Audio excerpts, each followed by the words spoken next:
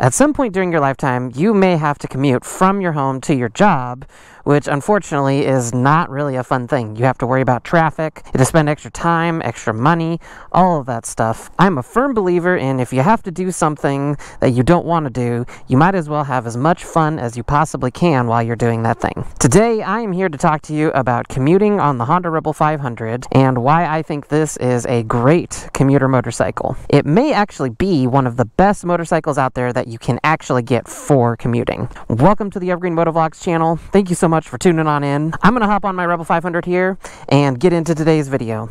So without further ado, cue the intro.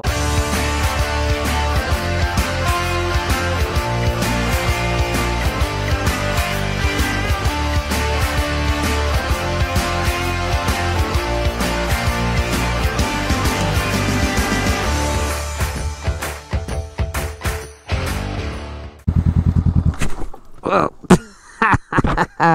Thought I had it in neutral. I had some great ideas earlier. Oh, not gonna make it. Look. Man, getting my clutch working. Ugh. Oh, this is sketchy. Oh, so the Honda Rebel 500 and commuting. You know, I think it's kind of interesting. Among most of the questions that I get about this bike, one of the main ones that I get is, would this bike be a good one to commute in? And so today I'm going to try my best to answer that question and talk about some of the reasons why I think it would be a great commuting motorcycle. Personally, at the moment, I don't have a Commute, so I don't actively commute in my Rebel 500. If you're new to the channel, thank you so much for stopping on by.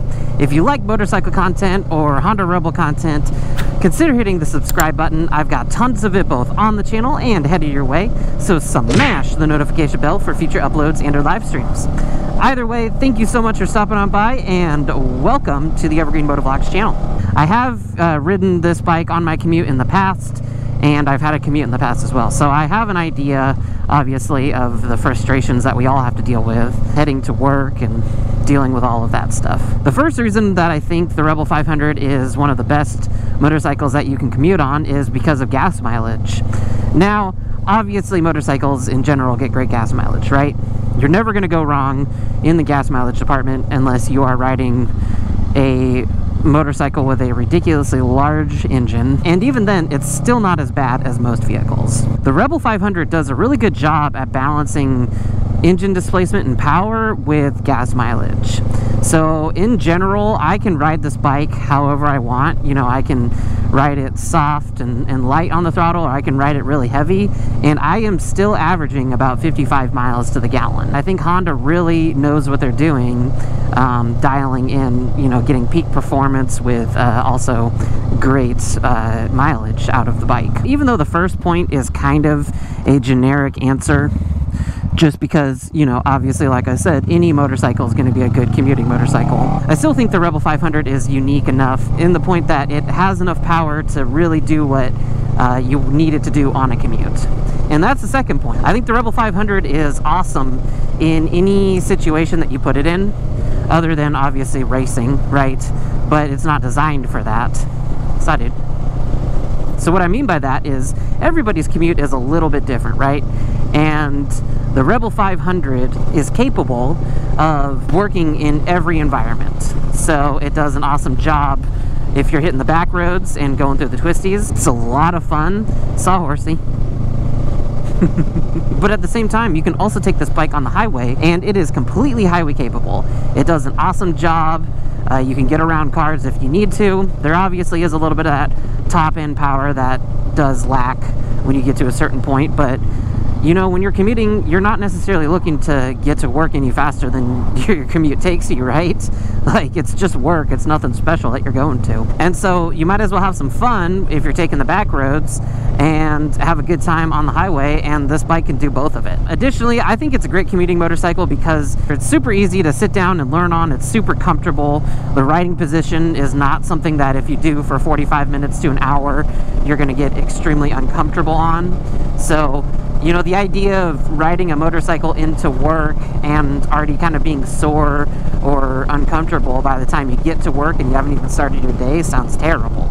And on the same token, when you finish your day and you have to sit on a bike for 45 minutes, that's not a comfortable riding position, then that's also terrible, right?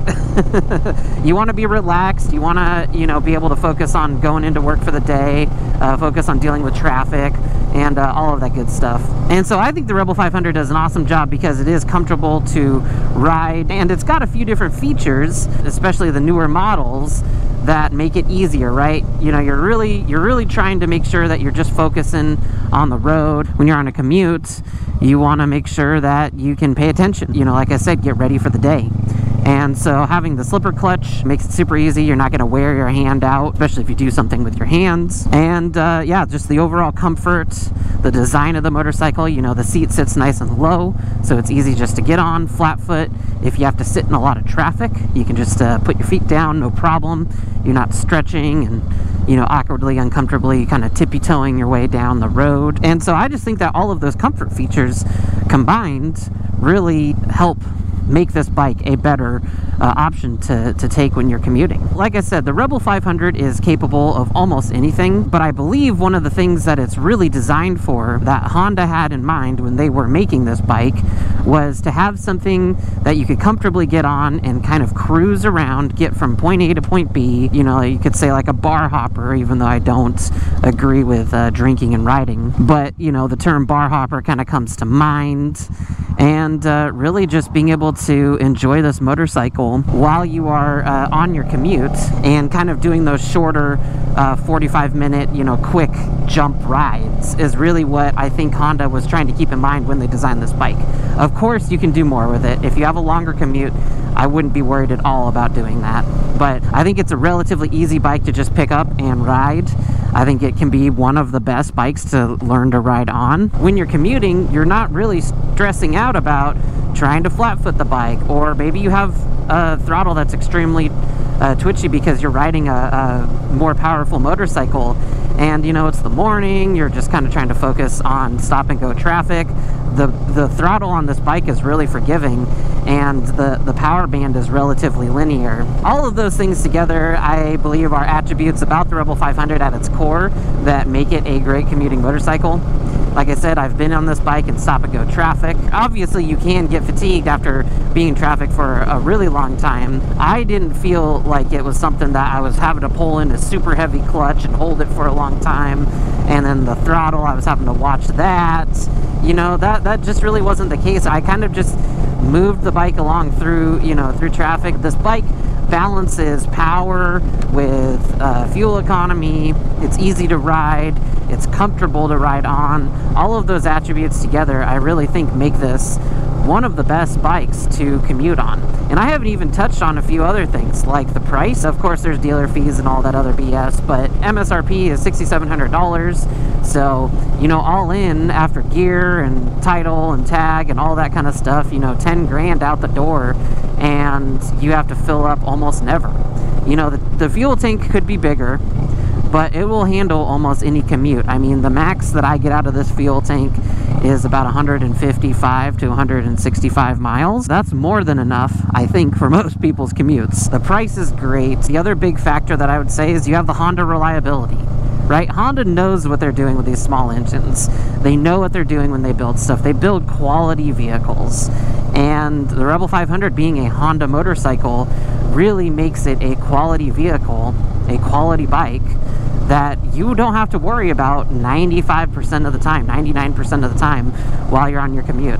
There's nothing worse than being out at your job, all you have is your bike, and it won't start.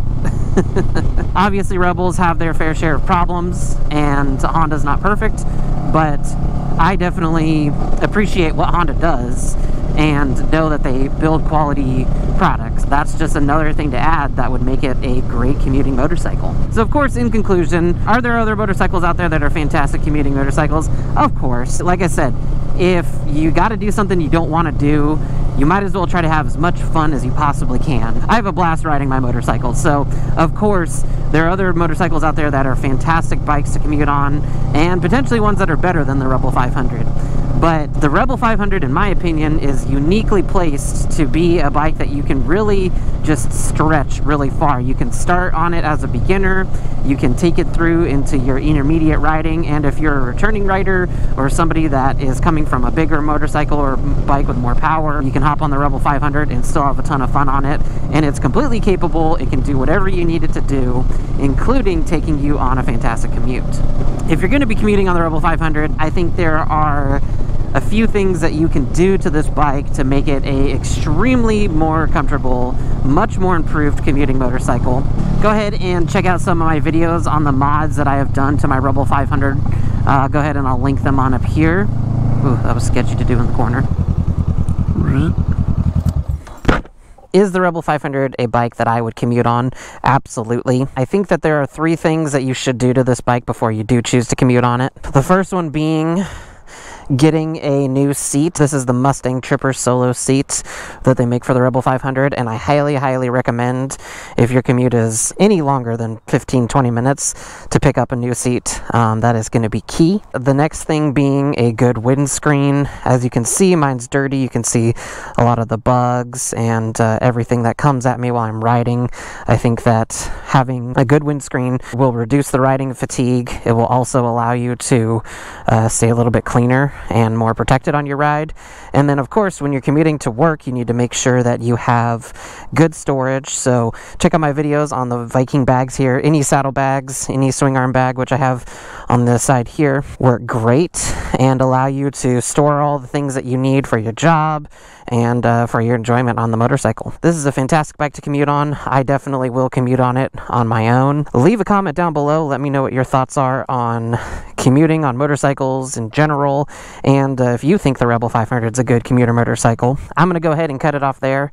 Remember to like, comment, and subscribe. And this is the Evergreen Motovlogs channel, reminding y'all to ride safe out there, mind your surroundings, and I'll catch you all in the next one. Peace!